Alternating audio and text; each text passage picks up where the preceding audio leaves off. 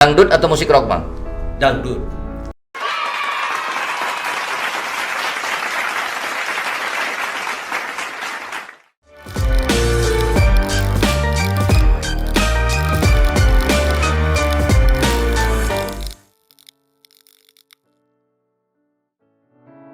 Ya, Assalamualaikum warahmatullahi wabarakatuh. Waalaikumsalam warahmatullahi wabarakatuh. Ya, apa kabar sahabat Qatar dimanapun berada? Ketemu bersama kami, Iya. pengurus Karang Taruna Provinsi Kepulauan Riau, yang kali ini menaja satu program berjudul Mic on Qatar Kepri. Mic Qatar Kepri on. Baik sahabat Qatar, kita hari ini akan membahas tentang banyak hal. Tentu akan terjadi banyak sekali pembicaraan yang baik karena tujuan dari kegiatan ini adalah untuk mencerdaskan kehidupan bangsa. Betul. Ibarat Abang kata Roni. pantun, kalau lada terasa pedas, dipotong-potong dihidang-hidang. Iya. Kalau masyarakat semakin cerdas, tentu negeri maju berkembang. Luar biasa. Baik, Dari tentu abang. hari ini saya tidak sendiri, saya bersama rekan saya, Wak Lum. Wah, Ya. apa kabar Wak Lum? Alhamdulillah baik, Bang Roni. Ya. Silakan. Apa kira-kira hari ini kita Wak Lum? Ini jadi di sesi perdana ini, jadi kita coba mengawali dari ibu kota dulu nih, Ya, isu-isu yang berkembang. ya. Kemudian kita hasil diskusi yang kemarin yang kita lakukan, kita akan sedikit mengupas tentang perekonomian di ibu kota provinsi, yaitu kota Tanjung Pinang. Ya, kita tahu bahwa pandemi COVID-19 kemarin itu menyebabkan banyak sekali dampak, banyak sekali ruang-ruang yang kemudian perlu solusi perbaikan, solusi peningkatan. Nah, pada akhirnya inilah yang menjadi concern semua pihak nih, baik masyarakat umum, pelaku usaha, sekaligus pemerintah.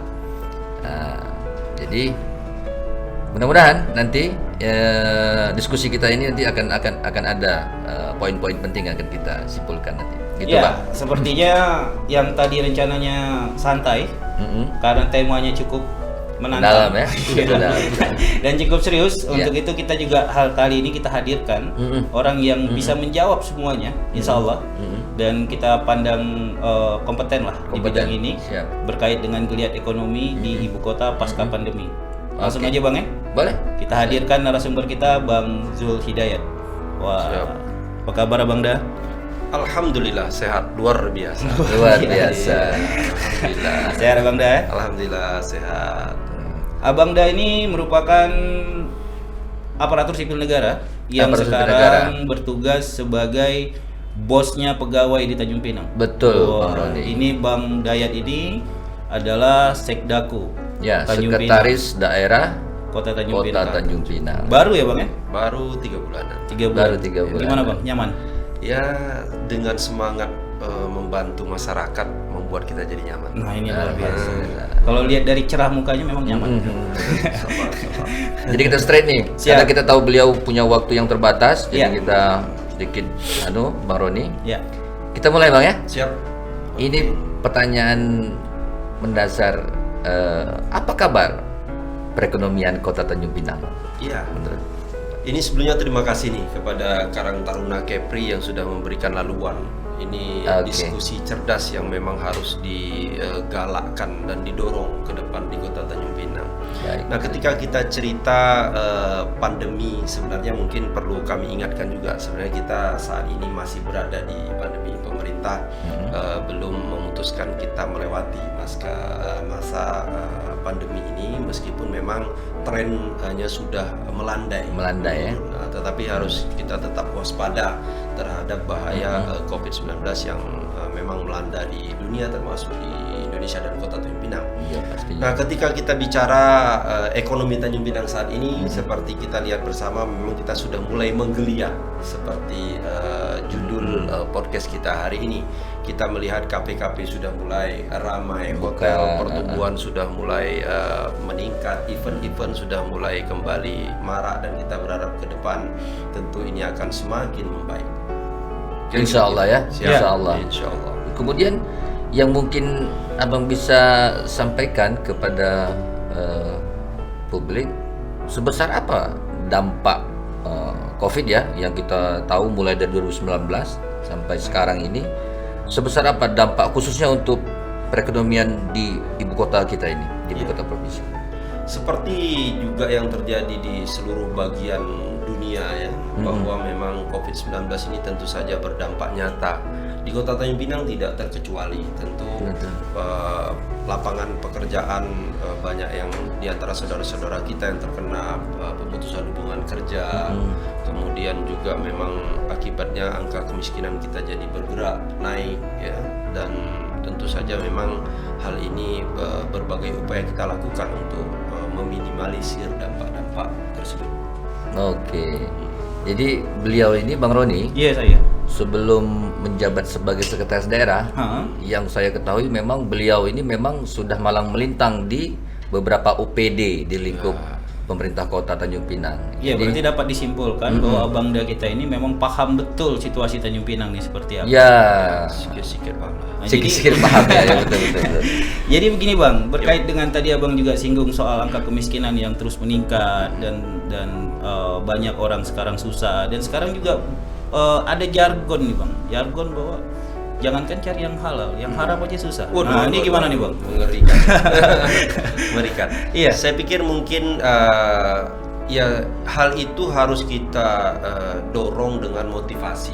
Saya pikir Tuhan itu selalu memberikan jalan untuk kita. Ya. Semangat di tengah kesulitan selalu ada kemudahan. Ya. Kalau kita mau bersabar, kalau kita mau berikhtiar dengan keras dan mempasrahkan hal yang baik kepada Tuhan yang Maha Kuasa, saya yakin pasti akan ada jalan. Optimis. Pemuda harus optimis.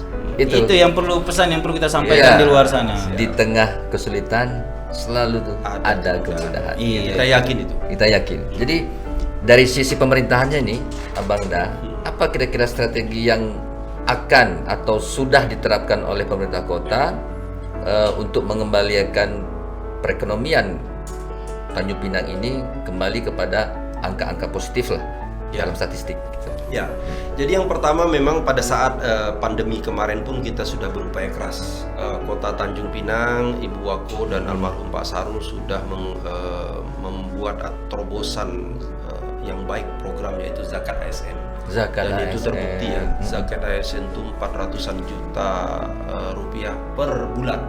Dan itulah yang selalu kita gunakan untuk membantu saudara-saudara kita yang betul-betul memang tidak bisa berdaya lagi untuk bekerja. Tetapi sebagian juga yang masih kuat pekerjaan, yang mungkin terkena PHK, kita memberikan pancing, program padat karya. Jadi program padat karya itu ada sekitar kemarin 1 miliar lebih di PU, itu membersihkan drainase kita. Nah, kita padukan dengan program-program pembangunan, misalnya membersihkan bahu jalan. Itu kan tidak membutuhkan skill khusus. Betul. Hanya kalau badannya sehat dan mau, kuncinya itu sehat dan mau, itu kita tampung untuk program-program padat karya. Nah, kemudian di pasca pandemi kemarin, kalau kita ingat, kita juga ada memberikan distribusi bantuan makanan gratis. Jadi kepada saudara-saudara kita yang kena musibah COVID-19, waktu itu sampai 1.800-2.000 satu hari, itu kita berikan bantuan makan siang, makan malam kepada saudara-saudara kita. Kenapa? Karena kita melarang mereka untuk tidak keluar rumah. Gimana mereka mau menghidupi keluarganya kalau kita larang? Sehingga ada terobosan pemerintah untuk memberikan bantuan nasi kotak. Nah, permasalahannya, nasi kotak siapa yang masak? Nah, waktu itu kita ada menggait 10 belasan dari UMKM kita untuk menyediakan makanan bagi saudara-saudara kita yang sedang ditimpa musibah COVID-19.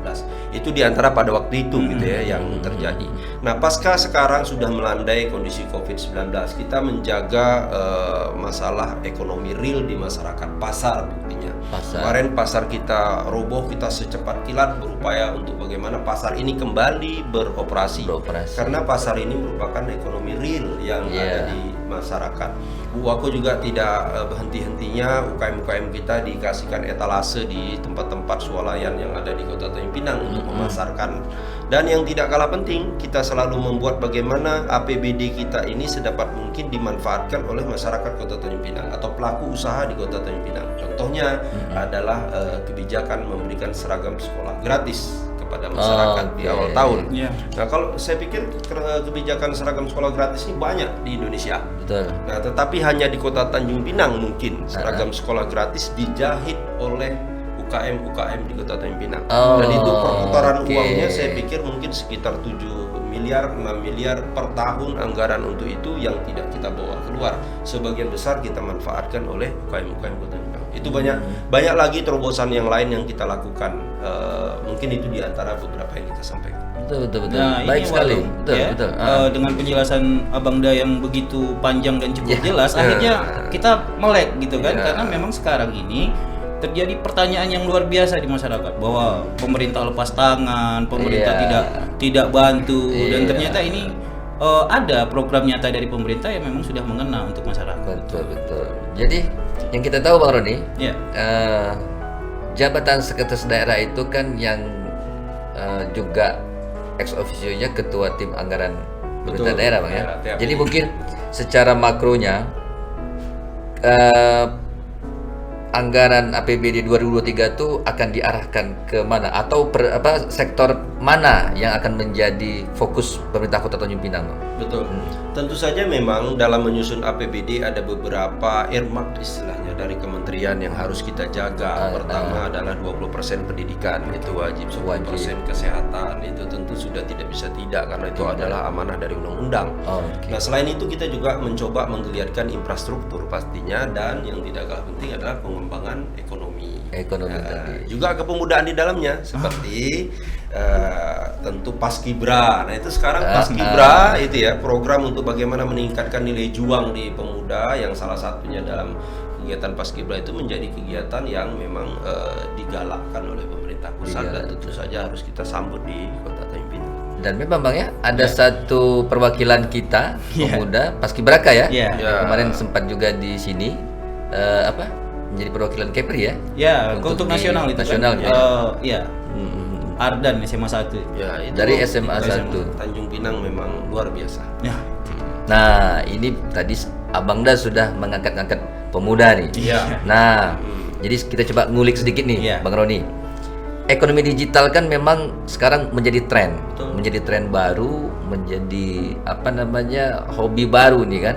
Bisa saya katakan hobi karena memang pelaku ekonomi digital itu menurut saya, pengamatan saya pribadi, lebih kepada anak-anak muda yang tidak punya, mungkin yang keterbatasannya itu kecil gitu ya, jadi punya ruang lebih untuk berkreasi dan segala macam. Jadi sejauh mana Bang pemerintah Kota Tanjung Pinang tadi memanfaatkan ekonomi digital sebagai tools untuk membangun kekuatan ekonomi baru? Ya.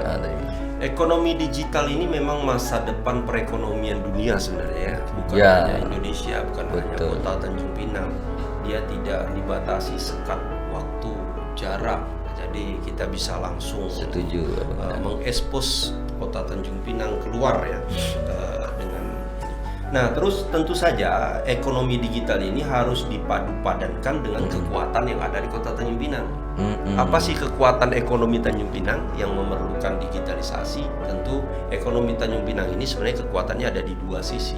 Pertama, kita memiliki free trade zone. Di Indonesia hanya 4 wilayah yang memiliki free trade zone, termasuk Kota Tanjung Pinang. Apa kelebihan FTZ dibandingkan 4 wilayah yang lain?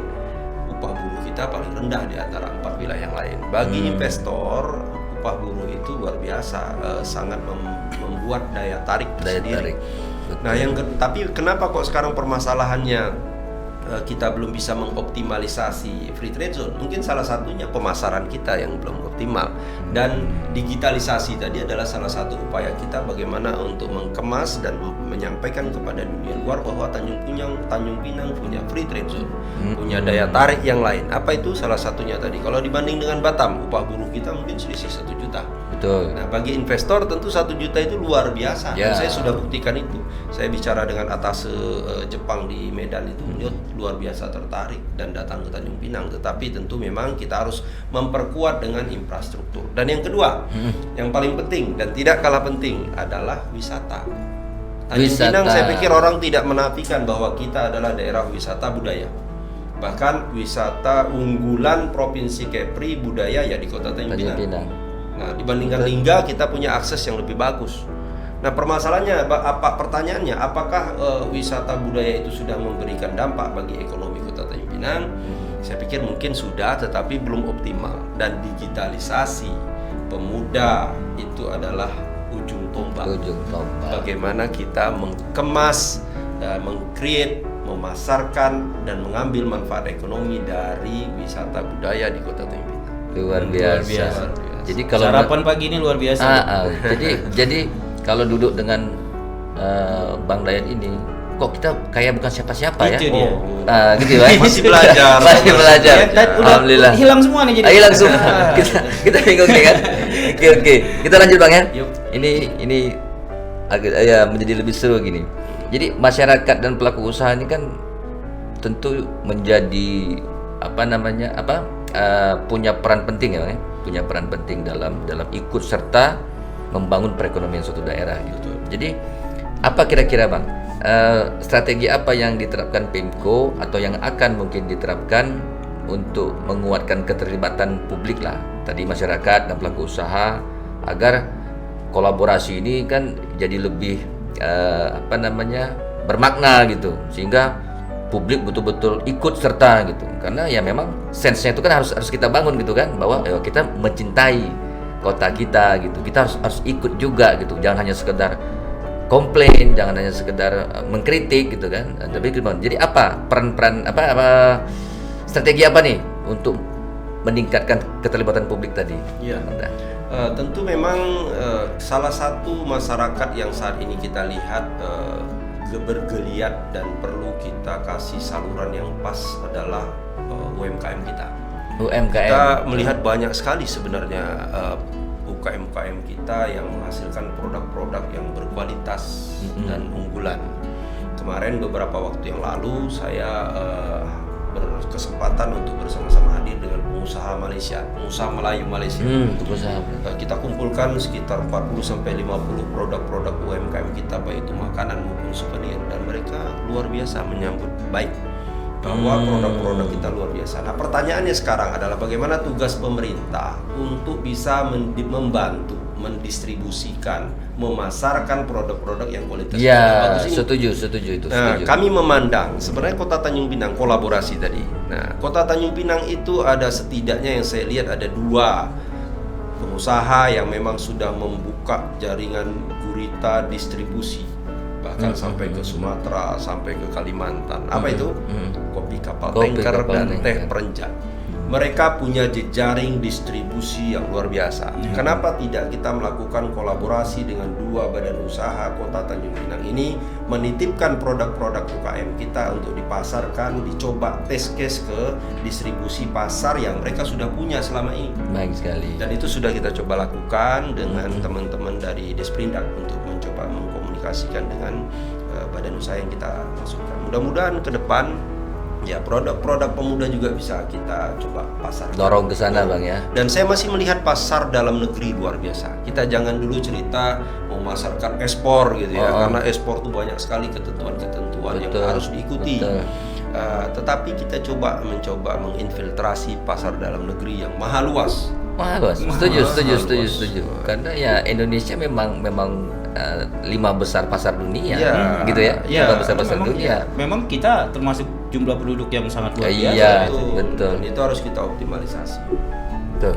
Jadi menurut Bang Sekda, sebesar apa pengaruh dari percepatan belanja pemerintah untuk perekonomian? Betul.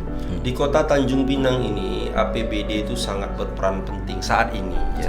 Ini APBD sangat berperan penting dalam menggerakkan perekonomian di Kota Tanjung Pinang. Kita agak beruntung di Kota Tanjung Pinang ini adalah pusatnya PNS. Nah, rata-rata pedagang tinggal di sini, Pak ya. Satker banyak yang tinggal di sini. Betul.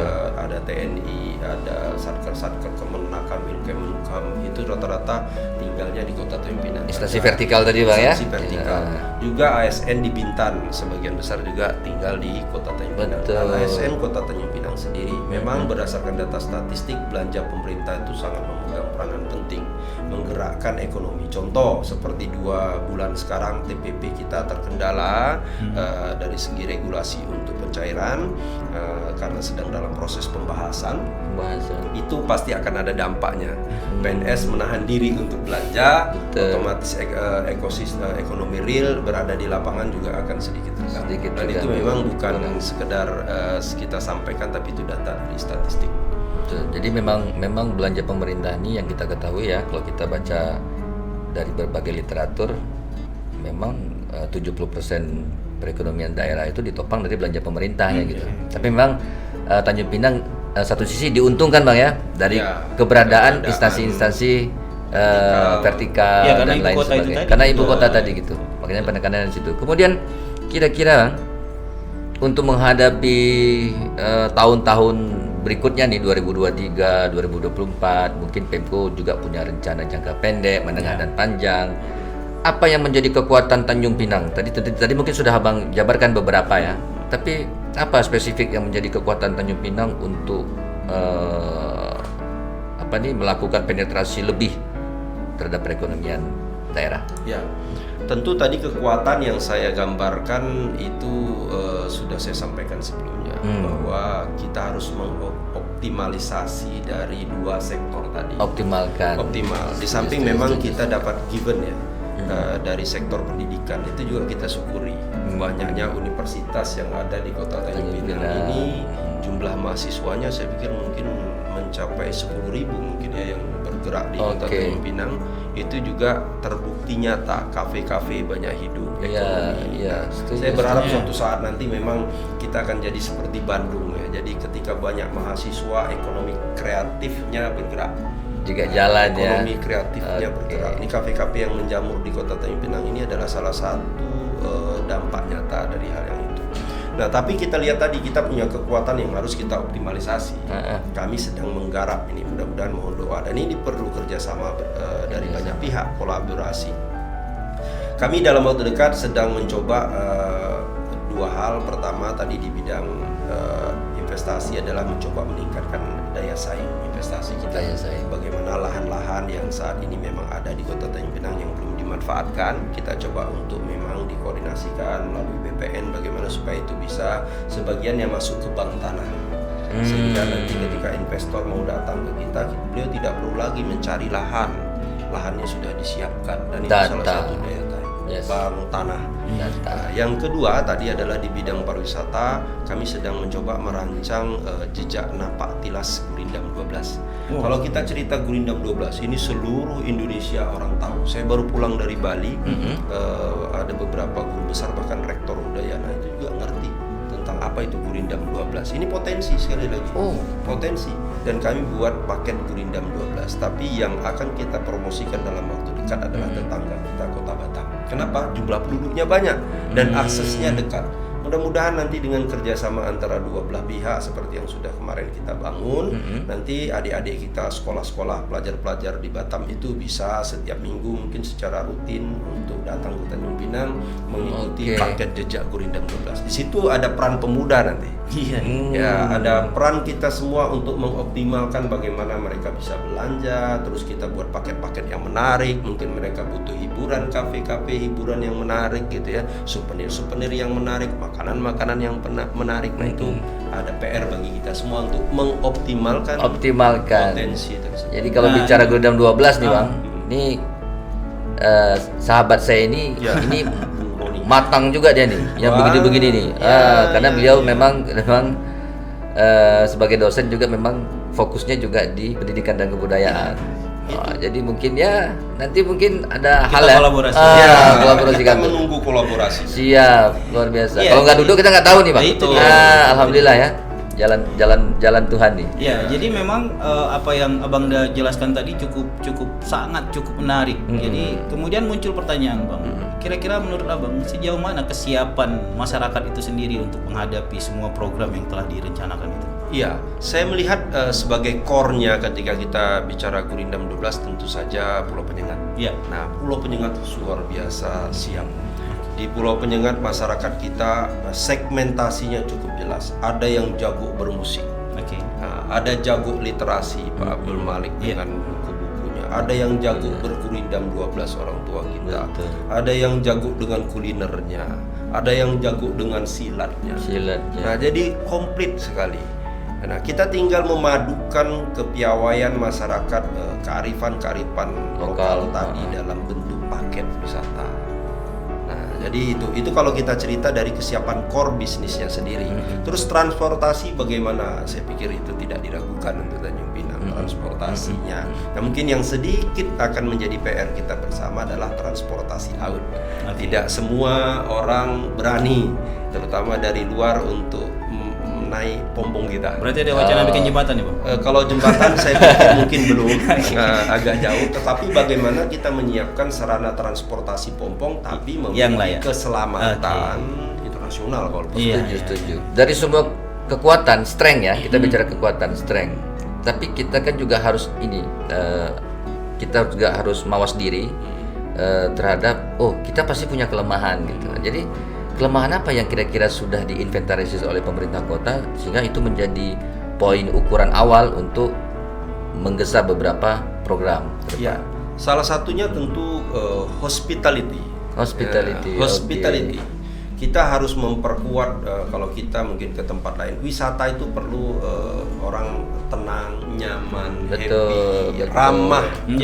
Nah, kita punya itu, tetapi mungkin mudah-mudahan kita terus asah hospitality itu sehingga kita bisa menyapa dengan ramah seluruh pengunjung yang datang dan tidak dalam tanda petik kadang-kadang ada yang mengambil kesempatan. Misalnya kalau kita biasanya kita datang di suatu tempat air putih itu 1.000 tapi karena wisatawan dijual 3.000. Betul. Nah, ini saya pikir hal-hal begini yang tentu harus kita jaga sama-sama. Nah, itu salah satu di antara hospitality. Betul. Jadi mungkin setuju Bang. Saya setuju, artinya kawan-kawan yang memang menceburkan dirinya di dunia media atau apapun konten media memang menjadi corong-corong baik untuk menyampaikan Tanjung Pinang begini, Tanjung Pinang sudah begini gitu kan. Jadi baik sekali gitu. Terus kalau peluang tadi sudah Abang Dayat jabarkan lah ya. Kemudian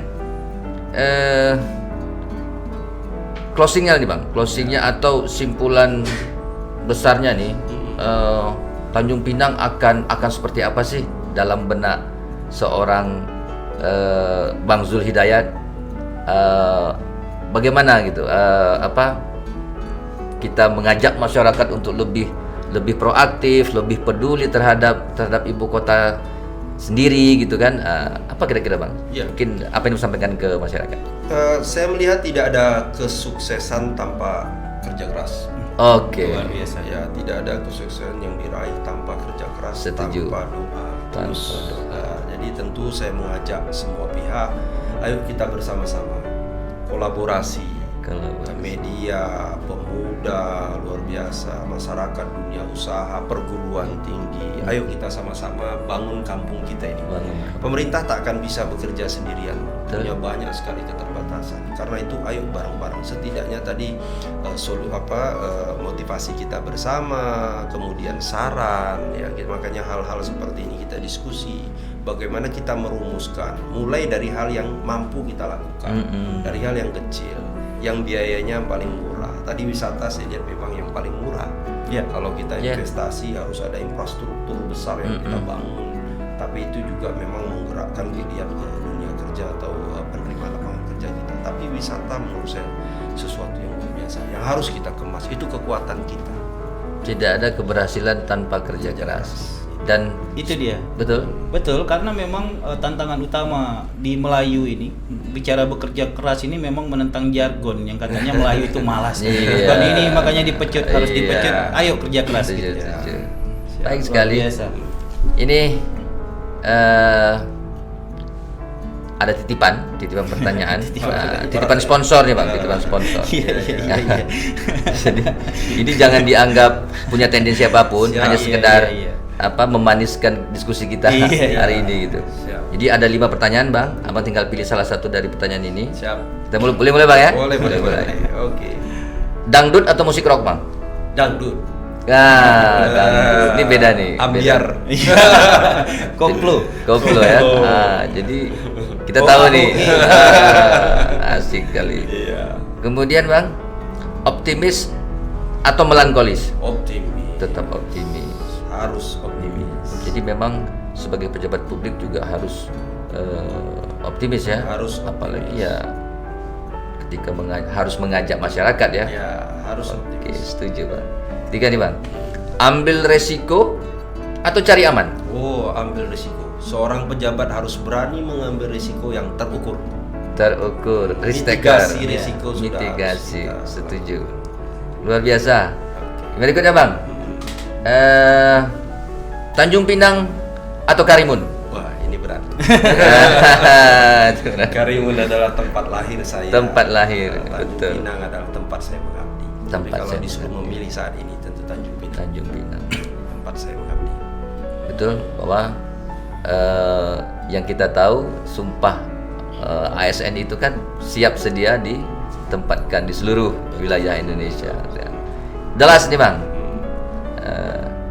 ASN atau kepala daerah? ASN. ASN tegas dia Bang Roni, Iya. tegas. Sekarang.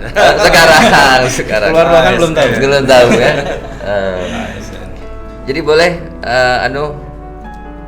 apa closing statement yang ingin Abang sampaikan lagi ke publik? Ya, tentu sekali lagi pemerintah Kota Tanjung Pinang sudah berupaya semaksimal mungkin dengan segala keterbatasannya untuk mencoba mencapai tujuan utama, apa itu mensejahterakan masyarakat. Nah, kok seperti yang saya sampaikan, kerja mensejahterakan masyarakat itu tidak akan mungkin, saya garis bawahi, tidak akan mungkin bisa dicapai tanpa kolaborasi semua pihak. Setuju. Nah, oleh karena itu marilah kita bersama-sama. Semua pihak itu punya potensi. Diri kita semua masing-masing ini punya potensi. Kita diciptakan Tuhan dengan kelebihan masing-masing. Ayo kita padukan kelebihan masing-masing. Luar Dan biasa. sering saya sampaikan, kolaborasi itu membutuhkan satu dirijen.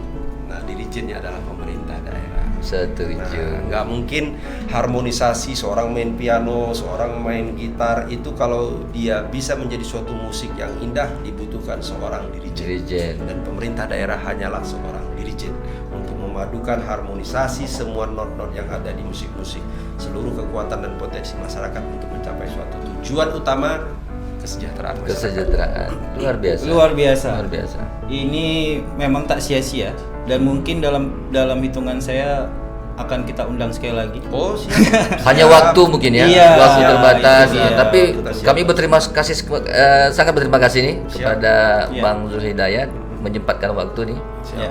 Mudah-mudahan ini bukan yang pertama dan bukan yang terakhir, Ya. gitu ya. Iya. Jadi Ini dalam- adalah awal tapi Awal. bukan yang terakhir, gitu ya. Iya, ini Jadi- kepedulian saya juga untuk pemuda. Wah, luar Karang biasa. Taruna harus kita dorong. Alhamdulillah. Siap. Oke. Karena sama di Karang Taruna juga ada tagline yang sering kita pakai adalah kolaborasi. Ya. Gitu. Baik, sahabat Qatar, luar biasa. Nampaknya memang waktu juga yang harus menghentikan pembicaraan cerdas kita hari ini. Tentu kita lain waktu kita bisa jumpa lagi. Ibarat kata pantun itu, budak Melayu memakai tanja, Oke. bersila memakan nasi. Iya. Ya kan? Apa tanda orang yang bijak? Duduk berbual cari solusi. Anda. Itu dia. Luar biasa. Jadi sekian dari kami. Sekali lagi Abang Da, terima kasih. Mohon maaf mungkin hidangannya cuma air putih. Next time kami sediakan kopi susu spesial untuk Abang Da. Baik sahabat Qatar, kita akan jumpa lagi nanti. Kalau ada sumur di ladang, tentu boleh kita menumpang mandi. Kalau ada umur yang panjang, besok lusa kita berbual lagi. Sekian dari kami. Wabillahi taufiq wal hidayah. Assalamualaikum warahmatullahi wabarakatuh. Mike Qatar Kepri Off.